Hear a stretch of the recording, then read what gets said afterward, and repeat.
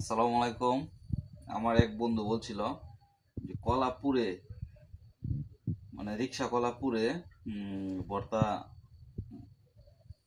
মজাই আলাদা হয় বলে বানাতে। আজকে আমি কলা পুরলাম, কলাপুরে এই যে এখন চুলাইতেছি, দেখি আজকে ভর্তা বানাবো রিক্সা কলা যেটা পুরা ছিল। এই যে একটা কলা নিলাম, এটা পুরাইছি। এটা আমার জীবনে ফার্স্ট রিক্সা কলা পুরায়া খাই নাই, বানানো হয় নাই, কিন্তু আজকে এই যে আবার অনেক গরম, দেখি কেমন হয়।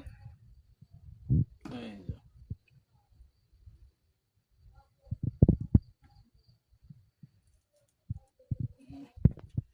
অনেক গরম, হাতে তাপ লাগতেছে।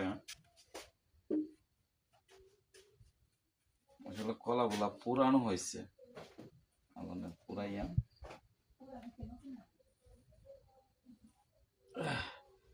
সিদ্ধ করছে, কিন্তু পানি দিয়া ওই কলা ভর্তা খাইছি, কিন্তু বাট পুরি ভর্তা মানুরা ওটা খাই নাই। তো আজকে আমি বানাইতেছি, দেখি কেমন হয়। 4 পিস কলা নিলাম,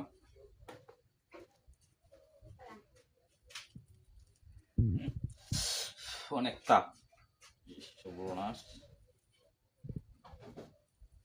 দেখি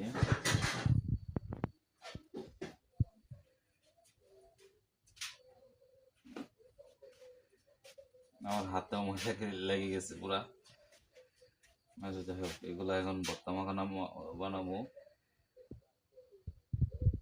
কি হয়। এই যে একটা মানে এখানে একটু রয়েছে, নিলাম, নিয়ে নিলাম। মনে হয় অনেক মজা হবে। মানে পুরা কলা, 4 পিস কলা সিদ্ধ করলাম, মানে সিদ্ধ করছি কিভাবে, পানি দিয়ে নয়, আগুনে পুড়িয়া। এই যে 4 পিস কলা হয়ে গেল, ময়লাগুলা রেখে দিলাম।